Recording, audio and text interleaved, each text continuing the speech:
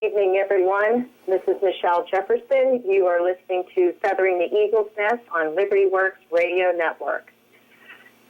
I have a rant that I need to go through before we get to our guests this evening. And if it sounds like I'm reading, I am, and I do apologize. But I figured it'd be better if I read instead of going off the top of my head like I normally do. Lying is the soup du jour of politics these days, and boy, Joe Wilson was spot on 6 years ago.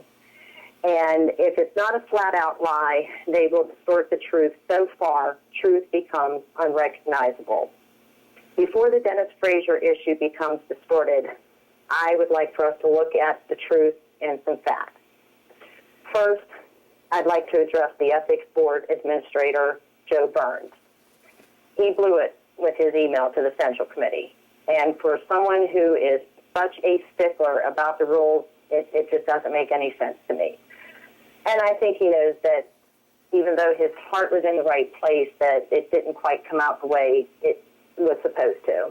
And I guess in his defense, after witnessing unlawful behavior for so long and feeling powerless to do anything about it, when one finally does have opportunity knocks, sometimes premature excitement takes over judgment. If Burns is guilty of anything, it's merely of overstepping his authority. Neither he nor the Ethics Commission have jurisdiction over a political entity. His advice was more intrusive and insulting. And the fact that Karen Leatherwood, a member of the Central Committee, proudly takes credit for leaking the Burns email and is also the wife of Commissioner Doug Howard's campaign manager, who has a lot of skin in this game, tells me a lot. If Frazier is pushed, Howard knows Frazier will choose his teacher's salary over a commissioner's salary, which means the Central Committee can replace Frazier with someone Howard may not like. And when I say may not like, that means he won't be able to control the newly minted commissioner selected by the Central Committee, and that messes with his 2030 and county executive dreams that have been dancing in his head alongside his new squeeze crystal. But I digress. I don't believe that Burns tainted the Central Committee, at least on this specific issue. The role of the Republican Central Committee doesn't begin until after a Republican elected official vacates their position. Now, I'm speaking from experience. I used to chair the Carroll County Republican Central Committee, and during my tenure, we had to pick a replacement for Delegate Carmen Amadori. Now, I can guarantee you that everyone on that Central Committee has been approached by a former candidate or others who would like to be selected to fill the inevitable District 3 vacancy. Now, how am I so sure, and why are those commissioner wannabes making contact? That's because everyone knows it's a major conflict of interest for Dennis Frazier to serve as commissioner while maintaining his teaching position, regardless of whether it's full or part-time. And since it's been estimated that Frazier's teaching salary is around $80,000, he'd be a fool to give up $80,000 for $40,000. And let's not forget that his wife works as a speech something or another for Carroll County Public Schools. So he would not only get to vote for a raise for himself, he'd also be able to vote for a raise for his wife. But if Frazier recuses himself from voting on the budget, then everyone in District 3 no longer has representation on this Board of Commissioners. It's a direct violation of the 14th Amendment. And last but not least, there's precedent that's already been set. On March 7, 2008, a letter signed by Hugh McLaurin, William R. McDonald, Dale E. Piper, Dolores J. Snyder, Richard J. Simmons, who was the administrator, and Kimberly Millender issued the following opinion. It is the advisory opinion that Michael Zimmer should not hold dual employment as county commissioner and any other positions funded by county government. His doing so is a direct violation of the ordinance. Michael Zimmer is advised to remove his name from the list of available substitute teachers. It is further suggested by the commission that Michael Zimmer return any money paid to him by the Carroll County Board of Education. Now, there's a little bit more before that. They reference the ordinance, specifically Section 18.8 about the prohibited conduct and conflict of interest, and especially Section D, where it says Carroll County officials and employees will not hold any outside employment relationship that will impair their impartiality or independence of judgment. So, precedent has been set, and our guest this evening is former Commissioner Michael Zimmer, the very subject of this letter that I referenced in my rant here today. Mike, thanks for joining us tonight. Hey, Michelle, glad to be on with you. Now, Mike, you were just a substitute teacher, correct? Yes, that is correct. Okay. How long had you been a substitute teacher prior to being elected county commissioner? Not very long. I actually ended up only substituting on 2 occasions. So they felt that it was necessary. Now, did you seek that opinion from the ethics board, or did somebody else do that on your behalf? I instituted the request for an advisory opinion. I did so after a member of the community sent a letter to the commissioner's office raising questions about it. Even prior to that, I'd made a disclosure of it at both a regular commissioner meeting and a regular Board of Education meeting. And I decided if someone wants to raise questions about it, we have an ethics committee. One of their functions is to give advisory opinions, get someone else's input into it. And that was the letter that was written on March 7th, 2008. Now, That's correct. Did you feel that they were incorrect in that advisory position or opinion, or do you think that they were spot on? Well, I didn't like it, but I submitted to their authority. I didn't repay the money that was paid to me as a substitute. I felt like I'd earned it. I felt like I hadn't done anything wrong. If I repaid the money, that would be almost like admitting that I'd done something wrong. But I honored their authority and submitted to their authority and stopped substituting. Okay. Well, the fact that you initiated the letter and the fact that I'm sure you weren't looking at it, hey, I'm getting over on the Carroll County taxpayers, whoop-de-doo, I get to go ahead and pull 2 salaries here. I'm sure that's not what you were looking at this, correct? Well, I gave up my law practice as service commissioner, closed my office at the end of 2006. Commissioners are sworn in December of the year they're elected. And the first year I was serving as commissioner, I didn't do any outside work. But I thought after the end of that year of really kind of gearing myself up into the systems of county government, that maybe I could do something that would be flexible, but I could do something a little bit outside. My goal was to substitute 3 days a month. I thought that would give me flexibility, and I can always, you don't have to accept a job when it's sent to you in that system that the Board of Education uses, Carroll County Public School uses. And I also thought as a substitute, I would get some good education for myself into the school system that I couldn't otherwise get by serving as a substitute. So I thought it was, I'd make a little bit of money, and I would inform myself more fully about what goes on in our schools. Well, what a better way to do it than with hands-on experience.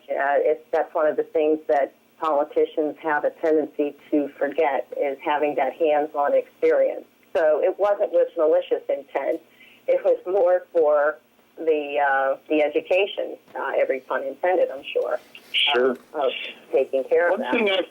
One thing I've noticed is that some elected officials, some are very content to just sit back and wait for a briefing in a meeting and kind of get spoon-fed by staff. I never really appreciated that approach. I was very consistent in trying to get out in the community, even to get into other counties and see how they were doing things. That was something I tried to emphasize. Well, and I don't think that's a bad approach.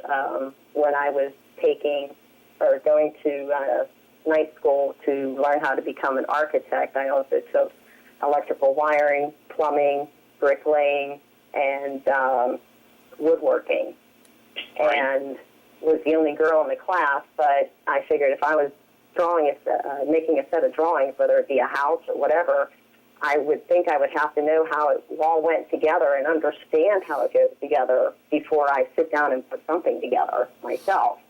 So, and it served me well. It really has. So I applaud the approach. Now, you said that you didn't give back the money. No.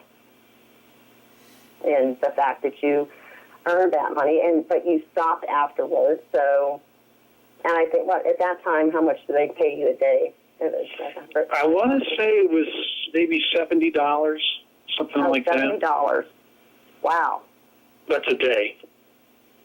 Actually, it's gone up. I have that on Good Authority. I think it's either $105 a day or $150 a day.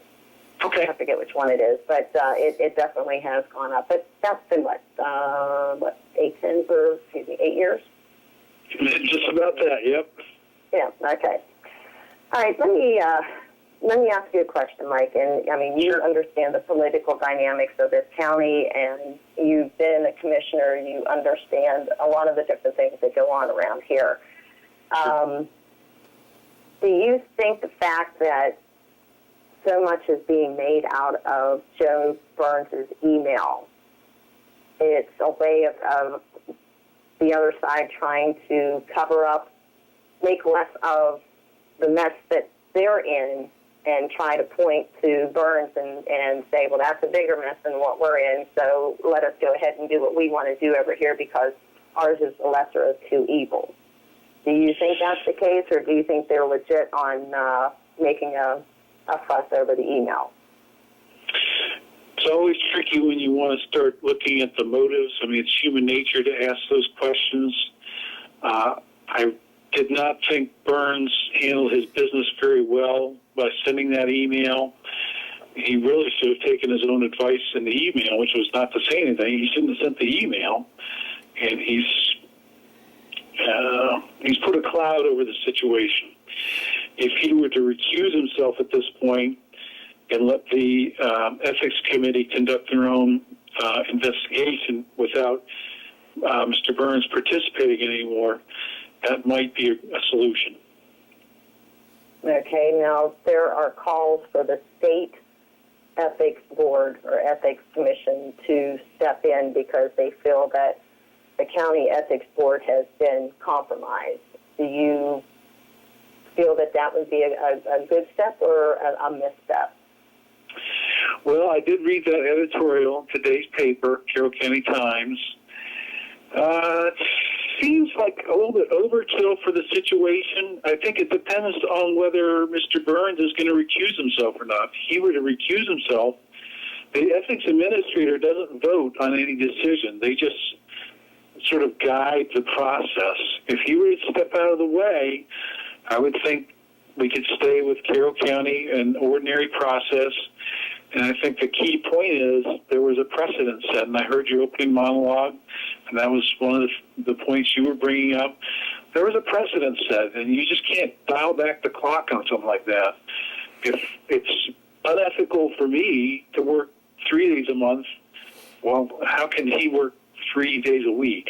That doesn't make sense to me. And you're absolutely right. The hypocrisy is a bit much, no matter how you slice it. And I guess one of the things, I'll tell you what, I'm hearing music in my ear, which means that we need to go ahead and wrap this up. So we'll go ahead and start with this whenever we come back from the break. How about that, Mike? Sounds good. All right, folks, you're listening to Feathering the Eagle's Nest. I am Michelle Jefferson, your host. We are on Liberty Works Radio Network, and if you would like to call in and give us your 2 cents about this or talk to Mike Zimmer, 410-848-9191. Join the... Now live from coast to coast and around the globe, more real talk, the kind you want, on Liberty Works Radio Network.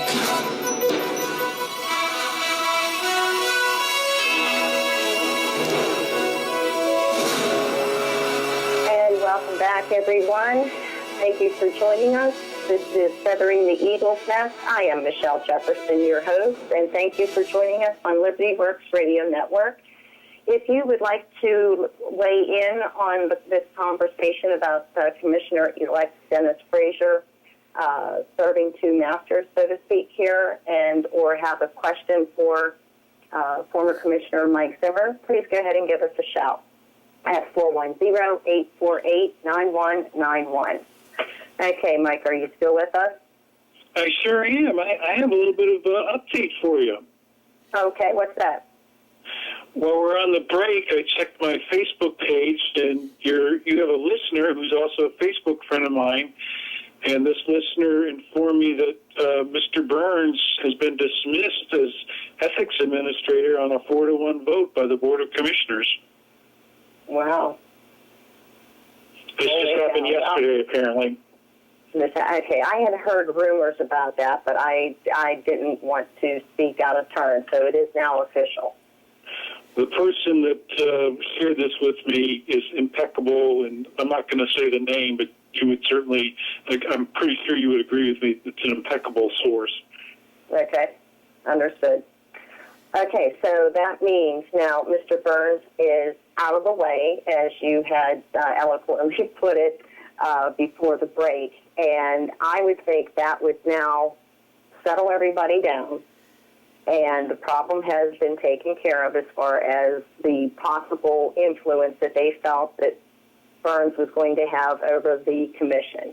That's now been removed, and I believe that folks that are on the commission now will be able to navigate the system without having an administrator looking over their shoulder on it. And I think they'll be able to make a decision based on what they need to look at and not politics. Let's say you. I don't see why they couldn't. Can I update you on one other element of how I ended up connected with this? Absolutely. After the primary election, but before the general election, Dave Greenwald, who's the publisher of the Northern News newspaper, called me and interviewed me about the situation, and I related to him my experience and just the same conversation you and I had earlier. And after that, I phoned then council member Frazier to let him know about the conversation. And I don't know him very well. I've only met him a few times, but I just felt like I owed it to him to let him know that this Northern News story was in the mix. And he proceeded to tell me all these different people he had tried to sort of check in with. That wasn't my purpose of calling him to ask him anything about that. He just volunteered that. Okay. And how many different sources did he check with? It's the same information that he put out in a letter to the editor of the Carroll County Times before the primary election. He talked about the state teachers union. He checked with their legal counsel, and I forget the other body, but apparently there's a second group that he asked for an opinion or advice on. And these other outside groups. I can't remember the second one he mentioned. Okay. He talked about it in a letter to the paper. I vaguely remember that, but they've all given him the high sign. They don't think that there's anything wrong with this, correct? Well, that's what they said. What I would question is, did they take the trouble to investigate the history of my case and the precedent set in my case, or were they looking at some other resource? To me, they didn't really do much due diligence if they didn't research my case. Well, speaking of which, I would think that you would have more than a leg to stand on to sue the county for loss of revenue for those 3 days a week, or 3 days a month, that you had planned on substituting for a loss of revenue. If they allow him to do this, then obviously you're the lawyer. What do you think about that? Maybe you're being a little tongue-in-cheek. I don't know. To me, as it pertains to me, it's, water over a dam, under a bridge or something. I don't look backwards on those type of things. Well, but seriously, how unfair is that? I mean, if you want to look at it that way.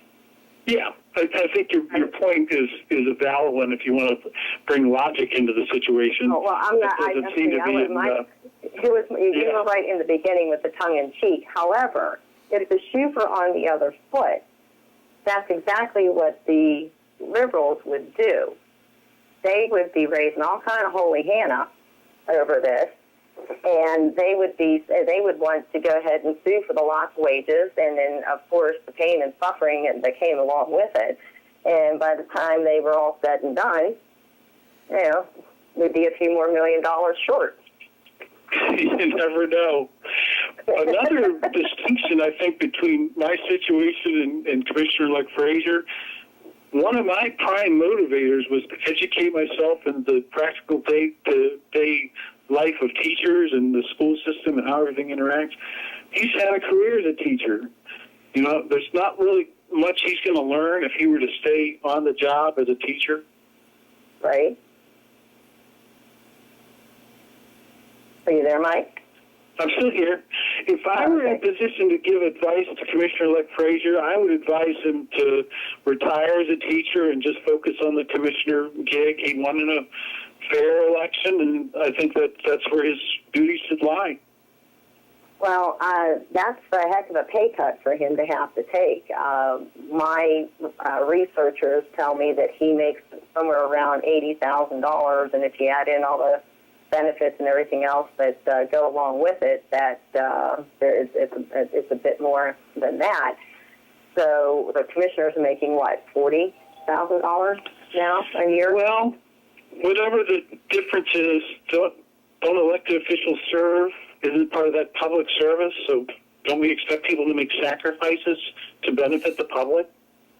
That's the premise of public service, but unfortunately it's not really public service anymore. It's called the public trough. So more people look at it as the trough and what they can get fill up their pockets with than the actual sacrifices that are supposed to be made as public service. There does seem to be way too much of that. That is true. That is true. Well, let me ask you a question. Sure. What does it say about Frazier's arrogance to want to do both whenever he knows? Obviously, he felt that it was going to be a conflict of interest, or somebody brought it to his attention for him to have tried to take care of this issue and silence his critics prior to the primary. So why do you think that, I know I'm not asking you to read into somebody's mind, but from a political standpoint, what advantages does Mr. Frazier have to have a dual employment? I don't see any advantage. I see it being a major headache. I don't think we should prejudge the situation. If push comes to shove, I think he'll make a choice. And it's up to him which choice he makes, whether to stay in teaching or stay as a commissioner. Right. Now, you do believe that he's going to have to make a choice. You don't think he's going to get to do both? My expectation is at some point, push is going to come to shove, and he's going to have to choose. Okay. Now, do you think that we're going to that the Burns firing or dismissal, I should say, the Burns dismissal will placate the detractors and they will allow our local committee to take care of this? I doubt it. I think people that want to be, critical of this even being an issue are still going to be critical, and the usual suspects will write in their letters to the editor and make a stink out of it if to the extent they can. Okay. Sure. Well, I'll tell you what, we have a caller on the line, and I think Jane told me that his name, Bud Nason. How you doing, Bud? I'm doing all right. How about your own self? Good morning, by the way. Good morning. Go ahead. You'd like to make a comment. I was just going to say, I'm listening to the conversation between yourself and Mr. Zimmer, and as some people who are listening may be aware, I was an unsuccessful candidate for the school board, and I'm just absolutely amazed and astounded at the fact that what once was a very sleepy little backwater part of the government, i.e. the post schools, has all of a sudden become a great big burning bonfire. And it's just, like I said, it just blows my mind. What people have always thought was just, moving along ever so quietly and doing just such a nice job is now the center of some serious controversies. Personally, I think that's all to the good. I think that the more that parents and teachers, as well as students, begin to understand the environment that they are so deeply involved in, and the problems that that environment faces, I think the more healthy attitude we're going to wind up having as a community toward the value of a quality education for our kids. And all this other shenanigans that we're watching is not particularly a good example to be setting for those students for whom they're supposed to be exemplars. But that's my 2 cents worth. Well, see, that was one of the things I was trying, and I know Mike doesn't like to speculate. I guess that's the lawyer that comes out in him. But on a political level, it's all fair in love and politics. But it's the speculation. I had asked Mike, why do you think Dennis is trying to hold on so tightly to having both jobs? What benefit do you see in that, besides money, besides the obvious? Why do you think they're fighting so hard to keep him in both positions? Right. Well, first, let me say hey to Bud and thank him for his very, very valiant effort this year at running for Board of Education. There's clearly political dynamics at play here. The primary result were 4 candidates, very, very highly aligned with the local teachers union, and I suspect that they view the situation as they were, in a sense, sort of promised stuff, pay raises and whatnot. And if you're from that perspective, you don't want a situation to develop where you're going to lose one of your, strongest votes on the next Board of Commissioners. So I get that dynamic. Okay. Well, the whole Doug Howard slate promised the same stuff. They sang from the same hymnal. So if Dennis Frazier's knocked out, they still have 3 votes on the board to get those pay raises that they promised. That's true, and that's one of the kind of silly things that was in Mr. Burns' email. He claimed that Dennis Frazier was this critical, third vote to, the heart's desires of the teachers union. That's kind of misses it. just a bit. Just a bit. What do you think, Bud? Yeah, I think, I can say this because I'm not a politician. I was barely a candidate, and I most definitely am not a lawyer, so I don't have any real problems. Now I'm back in the private sector. It clearly looks like, from my perspective, a major power play. And the people behind it wanted to make sure that all the good things, and there are a lot of good things about the school system and the whole structure, all the good things continue, and the negatives kind of get swept over on the side. And but I'll be honest with you, the negatives are coming with a rush. And I'll tell you what, guys, I'm going to have to hold you off to I'll go on to the break, but if you want to stay with us, you're welcome to. Mike, I'm hoping you can stay over for the break. Folks, we're listening to Feathering the Eagle's Nest. I am Michelle Jefferson, your host. This is Liberty Works Radio Network, and I think we have room for one more caller at 410-848-9191. See you in 5.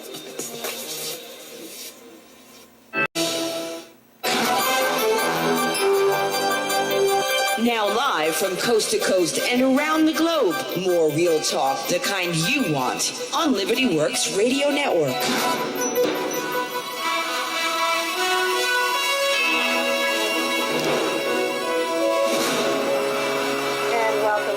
everyone. Thank you for joining us. This is Feathering the Eagle's Nest. I am Michelle Jefferson, your host, and you are listening on Liberty Works Radio Network. And we do have a caller. I'm not sure if Bud is still with us or not, but the number to call, he is. Okay, 410-848-9191. Our guest tonight is former Commissioner Mike Zimmer, and joining us on the other line is former candidate for Board of Education, Bud Nason. Gentlemen, you still both with us? Yes, we are. I'm here. This is Mike. Okay. All right. So, Bud, I interrupted you. Why don't you go ahead and finish your thought? It's okay. I was remarking that the problems that this new school board faces are growing and they're surfacing and they will not go away. At last week's Board of Education meeting, the presenter gave some information that indicates that the exodus of students from the Carroll County school system is continuing right on pace. And in the paper the other day, I noticed. Don't you remember? There's no decrease in enrollment. That's a figment of your imagination. No, it's real. A decrease in enrollment, I think it was to the tune of about 400 students this past year. And that's the pace that has been the norm for the last several years and is expected to continue for the next 5, 6, whatever years into the future. That's not good. And the downflow of that is, of course, that state money is predicated on your student population. It isn't predicated on what the Board of Commissioners does. State money is predicated on your student population, and if your student population is decreasing, you're going to wind up getting less state money. Right. And that's the forecast.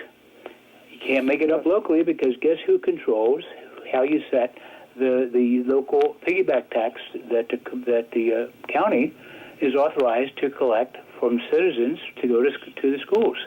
The state controls that too. So the state's really a big player in this whole process. The biggest player, though, is the school system, which apparently is not able to hang on to its students. They've got to turn that around. That's just one thing coming up. One of the things that we heard over the summer was from a lot of newly minted homeschool parents, and a lot of folks decided to go to private and some of the parochial schools. And they saw a heck of an uptick in their enrollment. Oh, yeah. And I think Carroll Christian School said that they had a 25% increase in their enrollment. So, yeah, the school system's going to have a difficult time holding on to its students.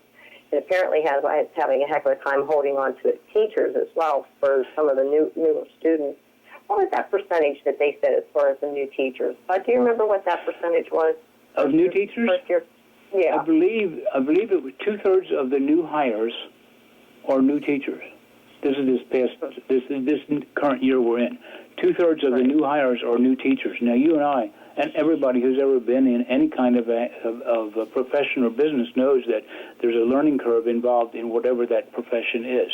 It takes typically 3, 4, maybe 5 years to get up to speed. Do we know how many new teachers they hired this year? Say again? Do we know how many new teachers they hired this year? I don't know that number. What I do know is that, according to the paper, 2/3 of the new hires are new teachers. I mean, 2/3 of the new teachers of the new hires are new teachers, which means that until they get up to speed, the students, those brand new, newly minted teachers are going to be responsible for, are going to be getting something less than what their parents bargained for. Right. And I don't know how the school system plans on responding to that. Well, I'm sure they'll make it up as they go along. They've been doing that pretty good here. One of the things, Mike, has much changed in the budgeting process from when you were commissioner to now? What do you see being the biggest hurdle that this Board of Commissioners is going to be facing, especially whenever it comes to education? Please pardon me. I need to drop out here because I have a meeting I have to go get ready for, but it's been a pleasure chatting with both of you. Thanks again. Thanks, Bud. We'll talk to you soon. Sure. I appreciate the question. That's actually something I've tried to address in my That's actually something I've tried to address in my column a couple times. The majority for coming in commissioners to the new board have set such high expectations for the teachers and deputies that the land of flowing with milk and honey is just around the corner. The budget revenues that the revenue projections I predict will come in very, very low and are not going to be able to justify spending at all at the levels that were promised. So the Board of Commissioners are going to have to make a choice. Are they going to raise taxes, or are they going to try to cut spending operationally somehow, such as by closing one or more schools? I think the message was pretty darn loud and clear this year with the election of Larry Hogan as governor, that the people of Maryland are tired with higher taxes. They're fed up with that. So I think these commissioners better think long and hard about reaching for a tax hike as a way to fulfill the promises they made. Well, I'll tell you what, when a few of the public meetings that I attended that the teachers were encouraged to attend to take Commissioner Richard Rothschild and Robin Frazier to task, they would stand up and say, you guys have cut taxes. I would rather pay higher taxes so we could have better education any day, and it's only a penny. And it makes my heart sad, and it makes my stomach sick that a teacher would actually get up there and say that kind of malarkey. Well, here's an interesting irony. The great champion and hero to the teachers union, Commissioner Howard, he voted the same way on those tax reductions.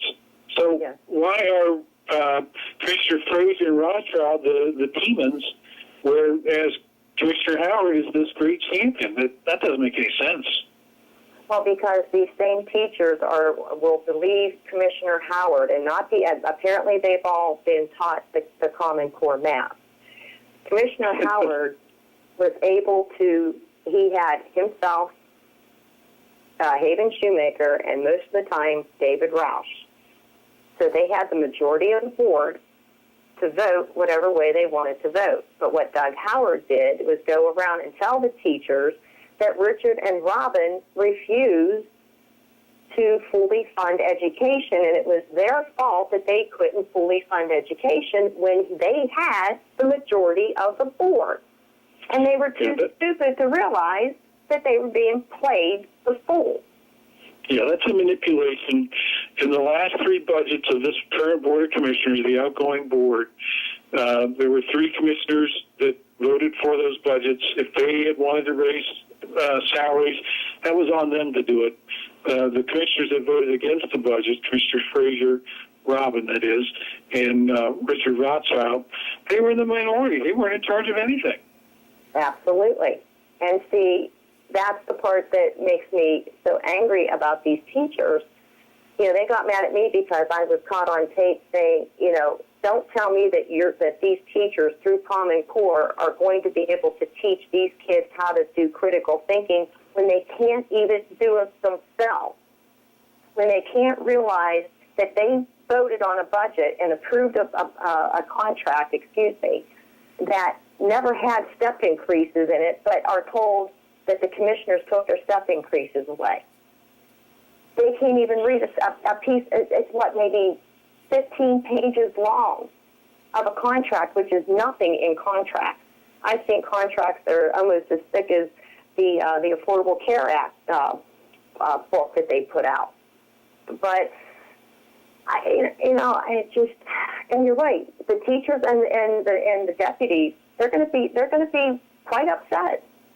And you're right about this board of incoming commissioners. If they try to go ahead and raise taxes, they're going to have a whole lot of ticked off people, especially whenever you have a governor that's trying to figure out how not to. What's next? Are they going to go ahead and say, well, we now have to have a rain tax after we went through and got the rain tax nullified? I mean, I don't get it.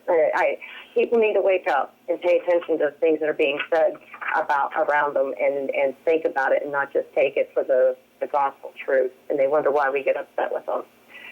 Anyhow, what else would you, we're getting close to the end of our 15 minutes here. We have about 3.5 minutes left, so I'd like to go ahead and, why don't you go ahead and tell us what you think about this whole situation with Mr. Frazier, give him a last word of advice, and take the floor for a few. If I were in a position to advise a commissioner like Frazier, I'd advise him to retire as a teacher and focus just on serving as a county commissioner. It's a very noble thing to want to be county commissioner. Maybe on some future occasion you can have me on again and we can talk about the charter government situation that's going to be rolling down the pike pretty soon. Yes, and you're absolutely right, Mike. I'm glad you reminded me of that. That is Commissioner Doug Howard's next little adventure that he would like to do, because they term limited themselves when they first came in 4 years ago. And Mr. Howard has been working very hard behind the scenes to start the process of charter government. And we would like code home rule instead. Don't you agree, Mr. Zimmer? I'm not in favor of the code home rule. I'm not in favor of charter. I think we ought to figure out how to make this 5 commissioner by district work well before we want to experiment with some other form of government. And I would agree with you on that wholeheartedly. And you're right, that is something that we can go ahead and talk about for the on another show, because that is something that he is going to raise up. Any words of wisdom for the incoming Board of Commissioners? I think it's time to be very frank with both the taxpayers and the union-oriented staff that the expectations were raised too high, and we've got to get real about what the revenue streams are going to look like. Hopefully, over time, Larry Hogan, as our new governor, can turn things around in our economy, and that takes time. It's not going to be an overnight situation. Yeah, you're right about that. Did I lose you again? Oh. No, I'm still here. Okay, sorry. But no, speaking of Mr. Hogan, he got in there, and he's now realizing that we're in a much worse mess than what even he thought we were in. And you're right. It's not going to be an overnight thing. My guess is that he's going to try to do the right thing to try to fix the deficit, a structural deficit, and get things in line. And the Democrats are going to go along, kick and scream, and throw up the, oh, it's dangerous, oh, it's horrible, it's whatever, all the typical talking points. But we're going to have to do what we can to inform and educate people who will listen, because I think Hogan, his heart's in the right place. And I know that if he is given the opportunity, I do believe that he will put together the right team to make this state righteous once again. And I don't think we will have as much of an exodus as we've had over the past 8 years. So, well, hopefully he's a wake-up call to the powers that be in Annapolis, that they just can't keep raising all these taxes. It's time for an adjustment. Well, it is time for an adjustment, but the way most of the Democrats are acting, it's like, well, that's, the election didn't say what it said. You guys, you just don't know what you meant to say. And since 2/3 of the population didn't vote, then whatever you guys had to say with the ones that came out to vote, it doesn't count. I mean, I've never seen anything so ridiculously stupid in my life than I have with the way they have been acting since this election. So, anywho, Mr. Mike, I greatly appreciate you taking the time to be here with us tonight. And I will have you on sometime soon to talk about this charter government issue. Thanks again. Thank you. You have a great day, and we'll talk to you soon. So thank you for joining us this evening. A great big thank you to our producer, Jane. And if you can get a chance, go to the website, make a donation. I am Michelle Jefferson, your host, and this is Feathering the Eagle's Nest. See you next week, folks.